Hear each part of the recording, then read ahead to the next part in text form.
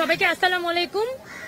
আমাদের স্বতন্ত্র শিক্ষার্থী ঐক্যের পক্ষ থেকে আজকে এই ডাকসু বিষয়ক যে জরুরি সংবাদ সম্মেলন, সেখানে আপনাদের সবাইকে আন্তরিক শুভেচ্ছা জানাচ্ছি।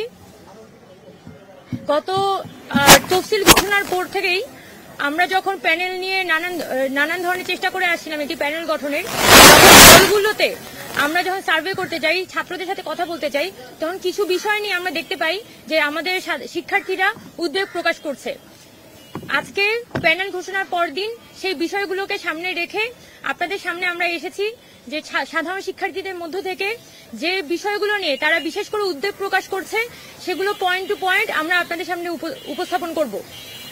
প্রথম যে বিষয়টি আছে সেটি হচ্ছে, আমাদের বিশ্ববিদ্যালয়ের প্রশাসনের পক্ষ থেকে বলা হয়েছে যে হল থেকে আপনার ভোট কেন্দ্রে যাওয়ার জন্য তারা দরকার হলে বাসের ট্রিপ সংখ্যা বাড়াবে এবং বঙ্গমাতা এবং কুয়েত মসজিদের সাথে সামনে যে নিউ মার্কেট মোড়টা আছে, নীলক্ষেত মোড়টা আছে, সে মোড়ে তারা সিকিউরিটি বা এখানে যানজটটা তারা নিয়ন্ত্রণ করবে।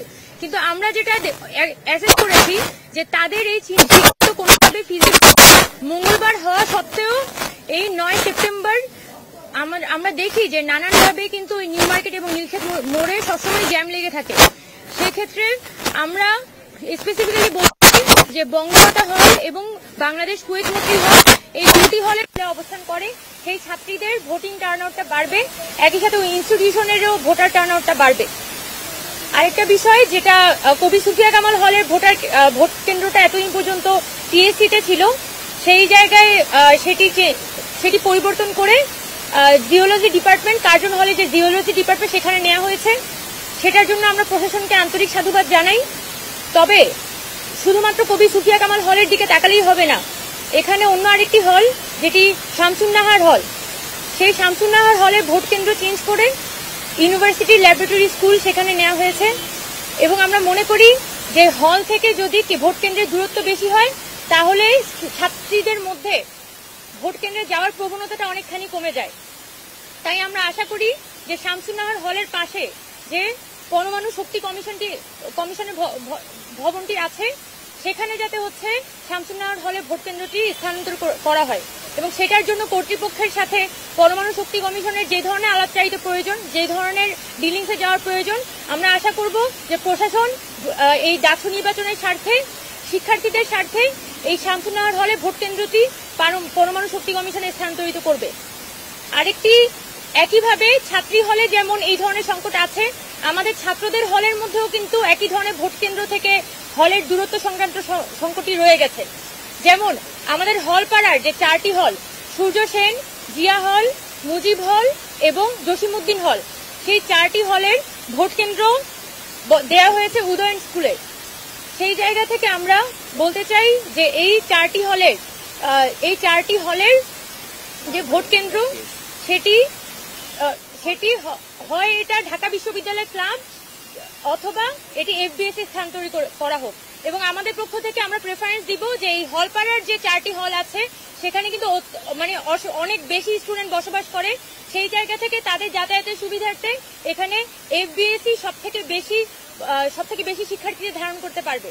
সেই জায়গা থেকে আমাদের বিজনেস ফ্যাকাল্টি কর্তৃপক্ষের সাথে কথা বলে এই 4টি হল বা এই হলপাড়ার যে 4টি হল আছে, তাদের কেন্দ্র যাতে এফবিএসে স্থানান্তরিত করা হয়, সেই বিষয়ে আমাদের একটা সুপারিশ থাকবে। আরেকটা বিষয় যেটা আমরা গত 2019 সালেও প্রত্যক্ষ করেছিলাম, সেটা হচ্ছে আমাদের বিশ্ববিদ্যালয়ে যে নির্বাচন কমিশনটি থাকে ডাকসুর সময়, তাদের পক্ষ থেকে বিভিন্ন তথ্যাদি তারা পরিষ্কার করে উপস্থাপন করে না। যার মধ্যে একটি হচ্ছে, আপনার যদি ভোট কেন্দ্রে ভোট দিতে যেতে হয় তাহলে হল কার্ড রিনিউ করতে হবে। গত 2019 সালে আমরা দেখেছিলাম যে এই হল কার্ড রিনিউ করার যে ঘটনাটি, হল কার্ড যে রিনিউ করতে হয়, সেটাই আসলে ছাত্রছাত্রীরা জানতো না। ফলাফল হিসেবে অনেক শিক্ষার্থীরাই তাদের ভোট দেওয়ার আগ্রহ থাকা সত্ত্বেও তারা ভোট কেন্দ্রে ভোট দিতে পারেনি এবং যার ফলাফল হিসেবে এখানে যে একটা উৎসবমুখর পরিবেশ ছিল, সেটা এক ধরনের ক্লান্তিকর পরিস্থিতিতে পরিণত হয়। সেজন্য আমরা আশা করব যে ঢাকা বিশ্ববিদ্যালয়ে সেই একই হল কার্ড রিনিউ প্রসেসের মধ্য দিয়ে ভোট দেওয়ার ব্যবস্থাটি না রেখে অন্য পদ্ধতি অবলম্বন করা হোক, যার মধ্যে আমাদের ইউনিভার্সিটির যে বিশ্ববিদ্যালয়ের নর্মাল কার্ডটি আছে, যেটা আমরা কোভিডের সময় থেকে ঢাকা বিশ্ববিদ্যালয়ের পক্ষ থেকে একটি সেন্ট্রাল আইডি কার্ড দেওয়া হয়। আমরা আশা করব যে ঢাকা বিশ্ববিদ্যালয়ের এই সেন্ট্রাল আইডি কার্ডটি ব্যবহার করেই যাতে শিক্ষার্থীরা ভোট দিতে পারে সেটা যাতে বিশ্ববিদ্যালয় কর্তৃপক্ষ এনশিওর করে।